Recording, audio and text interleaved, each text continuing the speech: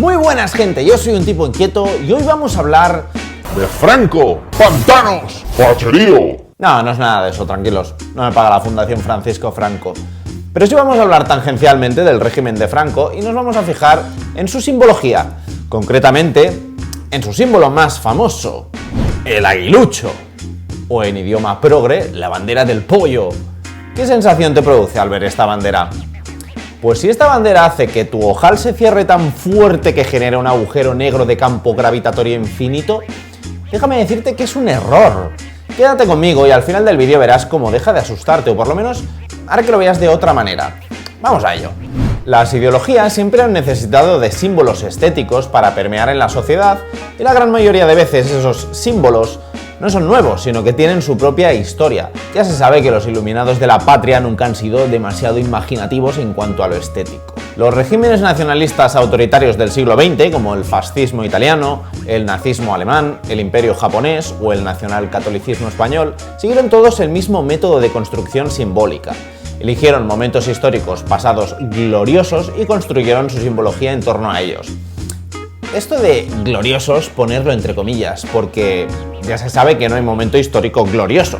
El pasado es historia, y la historia se estudia y se trata de comprender.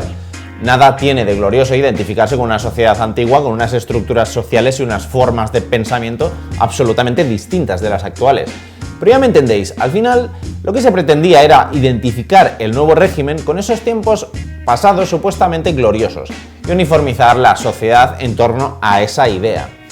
Por ejemplo, el fascismo italiano obviamente se inspiraba en el clásico Imperio Romano. El nazismo alemán se autodenominó el Tercer Reich porque pretendía seguir a los anteriores Reich, el Segundo Reich o Imperio Alemán de Bismarck y el Primer Reich, el Sacro Imperio Romano Germánico. El Imperio japonés, por su parte, se reflejaba en el periodo Edo, sobre todo en la era Genroku, y la política de cierre de país llamada Sakoku. Y en España, en la España de Franquito, la inspiración era un cherry picking entre el imperio de los Austrias, los reyes católicos, incluso en la España visigoda y hasta en Viriato.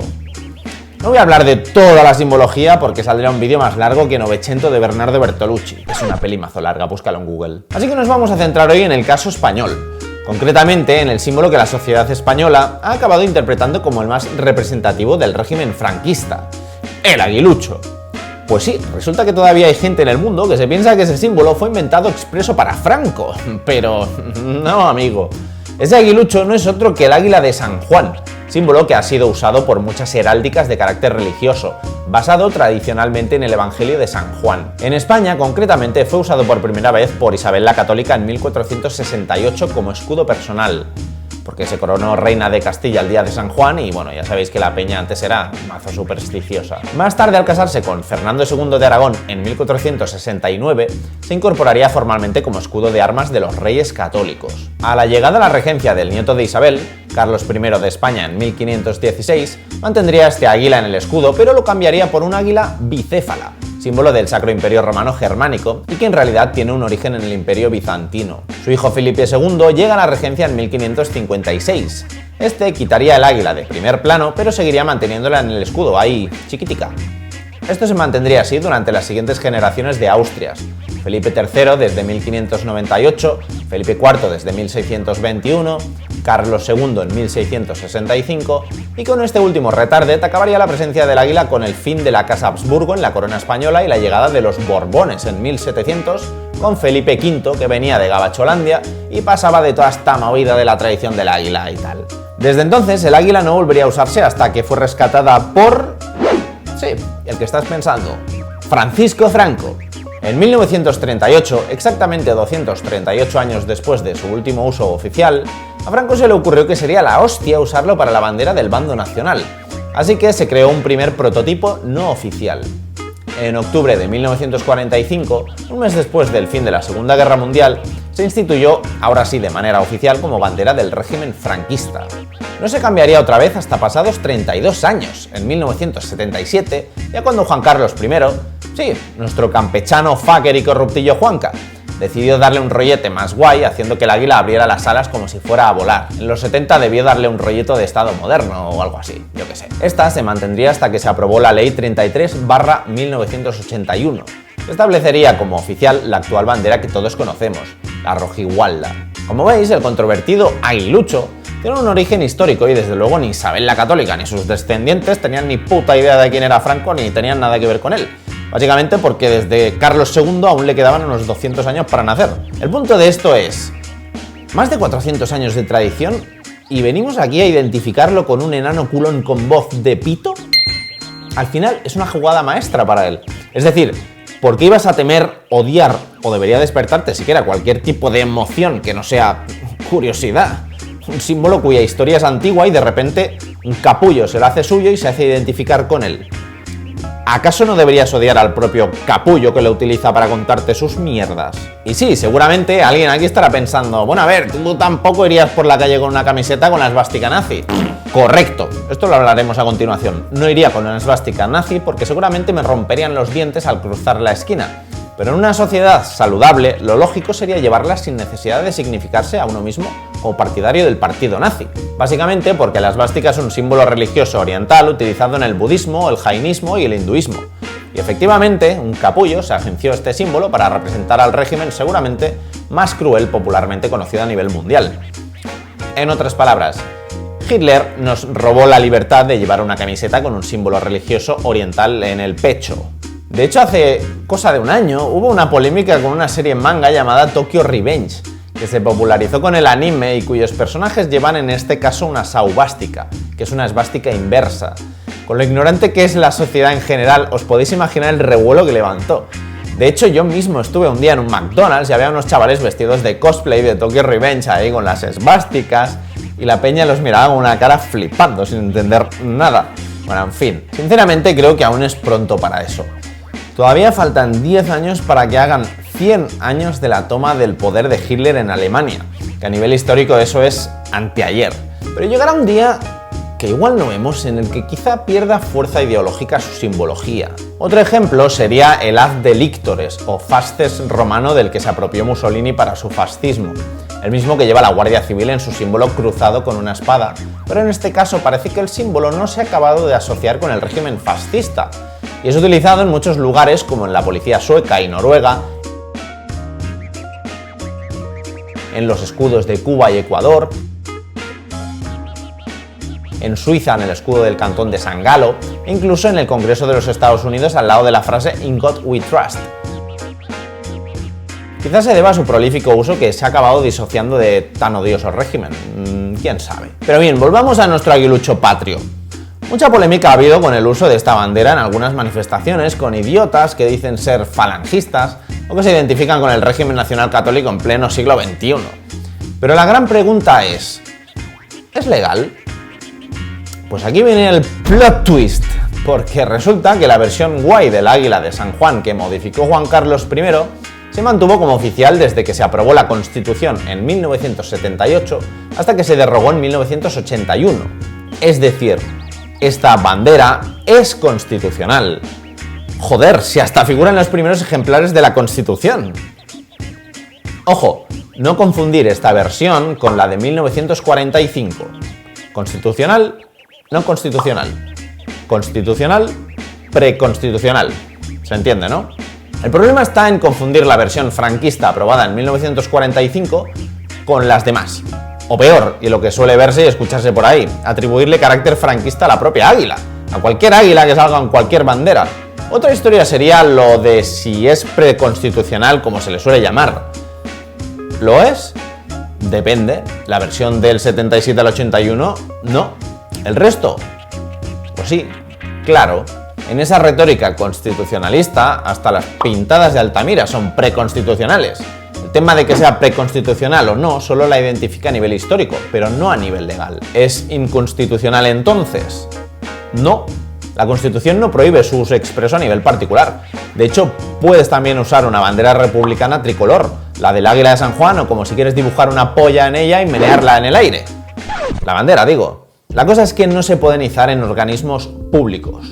¿Por qué van a prohibir un símbolo que está calcado a un símbolo histórico que nada tiene que ver con el periodo que se juzga? Aquí está claro que hay que sacar el caso alemán. Y es que en Alemania, por ejemplo, este símbolo está prohibido. De hecho, hasta los derechos de autor del Mein Kampf se cedieron a Baviera y una vez caducaron en 2015, ahora mismo solo se puede vender el libro una versión comentada crítica. De hecho, no es el único país donde la simbología nazi está prohibida. En Rusia, por ejemplo, también. Pero el Código Penal alemán está claro que pone especial énfasis en este tema. Pero claro, es que el caso alemán con el nazismo es un caso muy particular y bastante único en la historia. Tenemos que entender que hablamos de una sociedad que en un momento de crisis se volcó por completo en esta ideología perversa.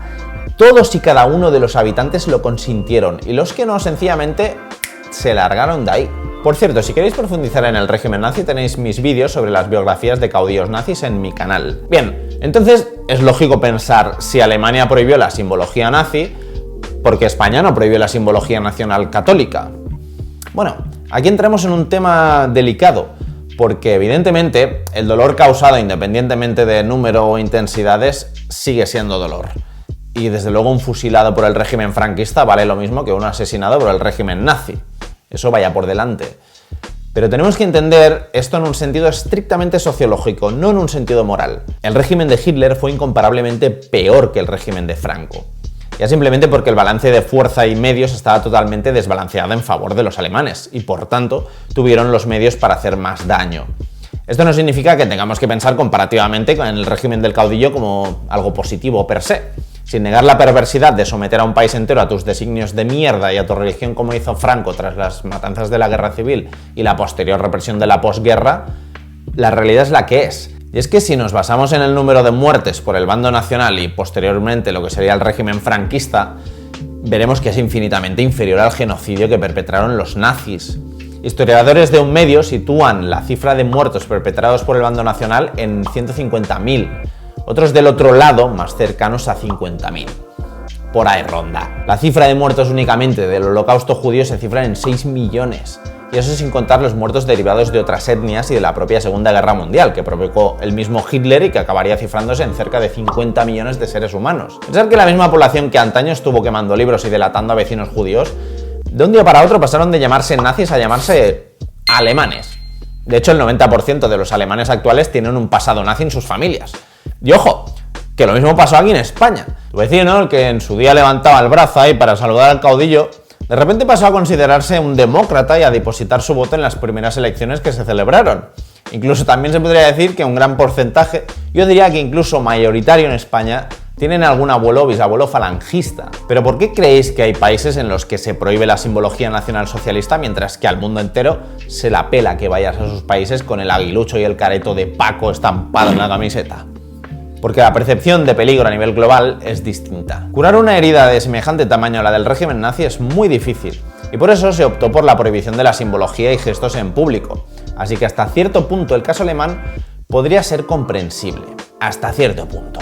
También es verdad que el caso alemán es un poco paranoico, porque no puedes ni llevar HH en la camiseta, porque es como que hace referencia a Hitler, ni siquiera el 88, que hace referencia a los números del abecedario, la H y la H. O sea, hasta eso está prohibido. Dicho esto, mi opinión personal es que no deberían prohibirse este tipo de símbolos. Quizá durante el proceso de reconstrucción nacional podría tener sentido, pero tantos años después ya carece de sentido. Flipados nostálgicos de regímenes antiguos que no han vivido siempre habrá.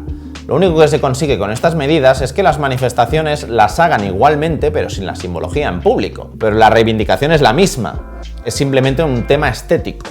La prohibición misma es un reclamo. Sin ir más lejos, la simbología nazi no está prohibida en España. Tú puedes sacar una esvástica por el balcón si quieres. Y dime tú cuántos nazis ves cuando vas andando por la calle. La manera de combatir estas ideologías totalitarias no es prohibiendo sus actos y sus símbolos, sino exponiéndolos. Buscar el Mein Kampf y leeroslo, veréis que es una gilipollez como una catedral, además que está escrito con el culo. Habría que ser idiota para que un libro así, no sé, siendo adulto y teniendo un poco de cerebro, decir, hostia, he visto la luz con este libro. El ser humano es gilipollas, sí, pero aprende. Y repetir un régimen totalitario a corto plazo que nos diga cómo saludar y cómo vestir se me antoja bastante imposible, al menos a 100 años vista. Y no me jodáis con que Trump, Abascal o Pablo Iglesias son totalitarios, por favor, seamos serios. Totalitarios es Kim Jong-un. En definitiva, es por este motivo por el que no deberíais estresaros con esto. Si algún flipado le da por sacar la bandera del águila de San Juan, pues vale. No hay que volverse loco. Seguramente no sabe ni de dónde proviene y lo que quizá en realidad querría sostener es un trapo con el careto del tío Paco. A mí me hacen gracia porque me parecen algo así como unos fanboys de los Reyes Católicos o algo. Solo les faltaría hacer cosplay bajo medieval. A ver, que una cosa es llevar un rollete vintage, pero ¿tanto? En fin, hay gente para todo. Un saludito, nos vemos en otro vídeo. Chao.